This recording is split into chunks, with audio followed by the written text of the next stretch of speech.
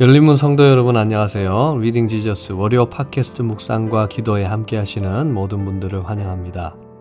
오늘도 성경을 통해 예수님을 만나고 묵상과 기도로 주님께 더 가까이 나아가는 복된 시간 되시길 바랍니다. 오늘 리딩 지저스 기본 읽기는 베드로전서 1장부터 5장까지입니다. 그 내용을 요약하는 따르라, 멀리하라, 바라보라는 글을 읽어드리겠습니다.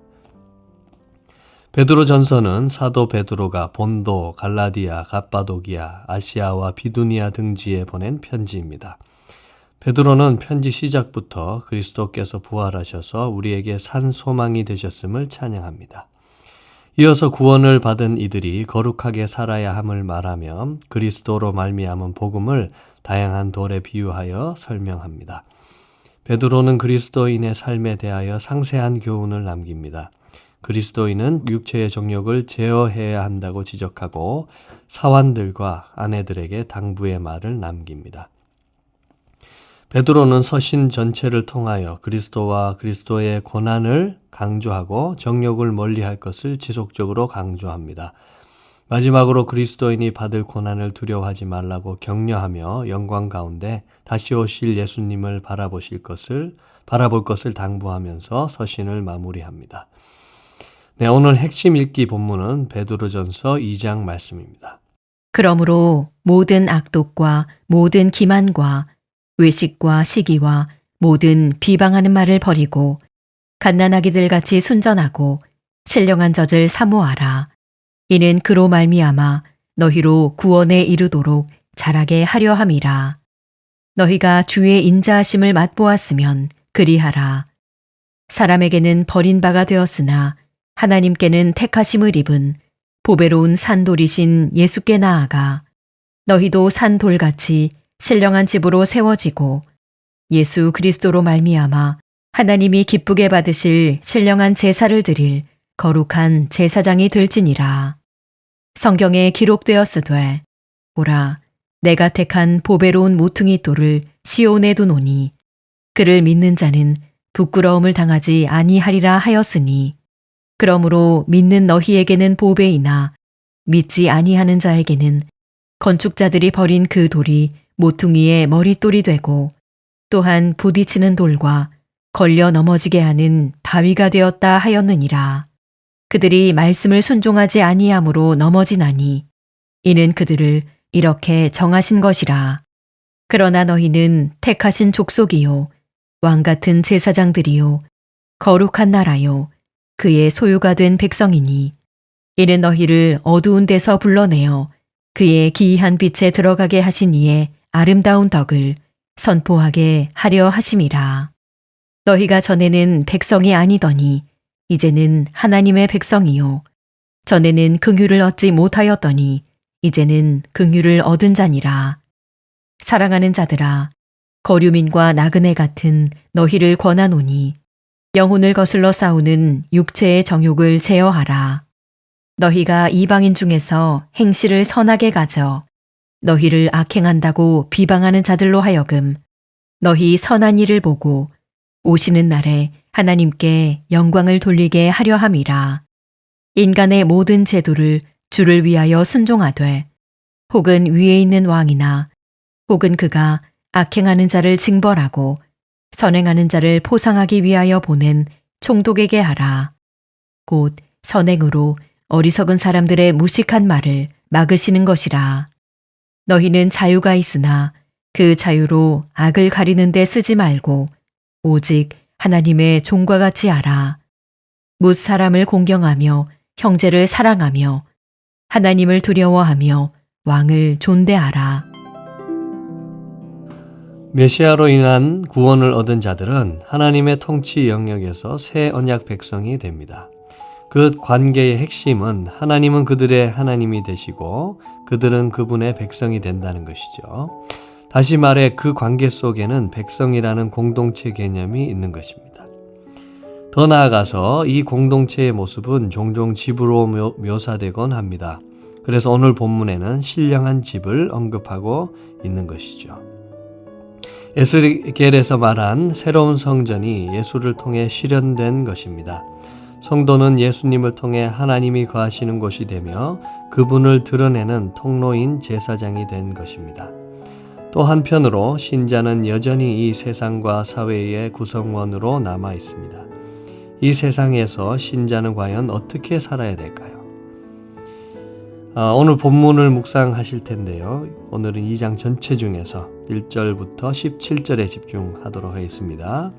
1절부터 3절을 보시면 신령하고 순전한 젖을 사모하라는 내용이 나옵니다.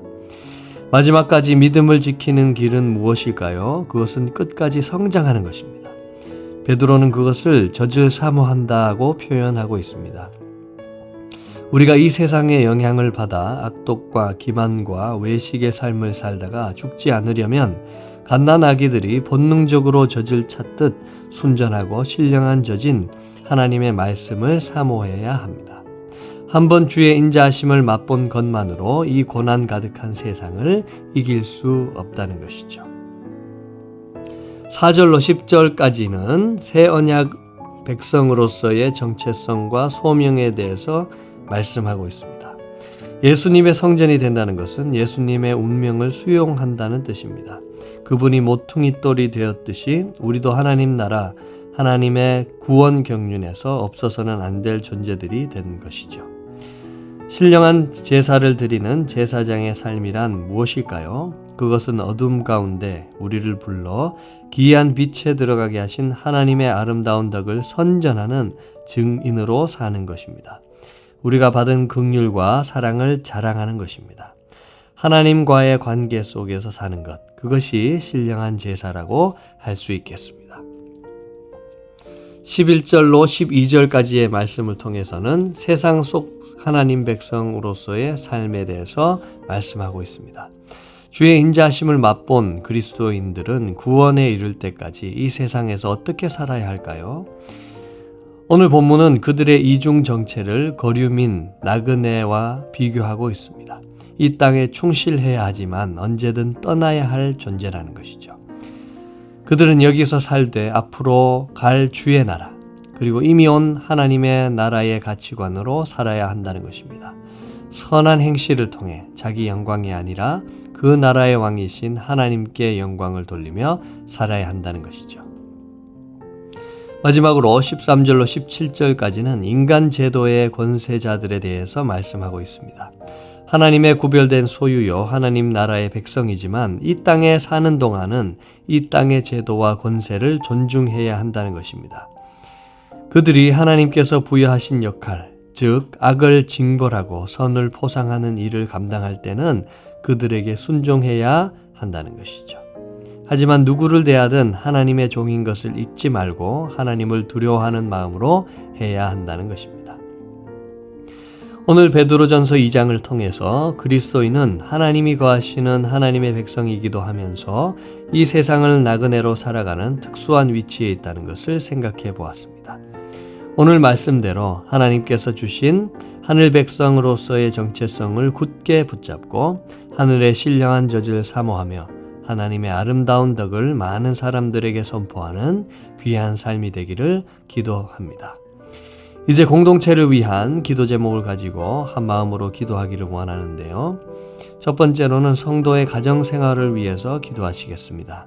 가정 경제가 어려워지고 여러 가지 환란으로 삶의 자리가 흔들릴 때 가정의 형편을 아시고 도우시는 주님을 더욱 의지하게 하시고 세밀한 공급과 돌보심의 은혜를 부어주셔서 원망이 아닌 감사로 승리하는 가정들이 될 수 있도록 기도해 주시기 바랍니다. 두 번째는 교육을 위해서 기도해 주시겠습니다. 공립학교가 다시 성경과 창조론을 가리키며 기도로 수업과 각종 행사를 시작하게 하소서. 퇴폐적 성교육이 사라지고 성경적 순결을 가르칠 수 있도록 기도해 주시겠습니다. 마지막으로 하나님 나라를 위해서 기도해 주실 때는 감비아에서 선교하시는 한병희, 김현희 협력 선교사님을 위해서 기도하시겠습니다. 감비아에서 교회 사역과 제자 양육, 리더십 훈련 사역, 만딩고 종족 교육과 전도 사역을 감당하고 계신데요. 지금 진행되는 찬송가 번역 작업이 참다운 예배를 위한 은혜로운 번역 작업이 되게 하시고 여자 숙소의 증축, 수리하는 공사가 잘 마무리될 수 있도록 또한 기도해 주시겠습니다. 또 유치원에서 복음을 듣는 아이들이 예수님의 사랑을 깨달아 하나님의 자녀가 되게 하시고, 또 양육받고 있는 자녀들이 신앙인으로 굳게 세워져서 감비아를 세우는 장래의 일꾼들이 될 수 있도록 함께 마음을 모아 기도해 주시겠습니다. 이 기도 제목뿐만 아니라 각 가정과 일터와 교회를 위해 기도하실 때 하나님께서 풍성한 은혜 더해 주시기를 간절히 바랍니다. 함께 기도하시겠습니다.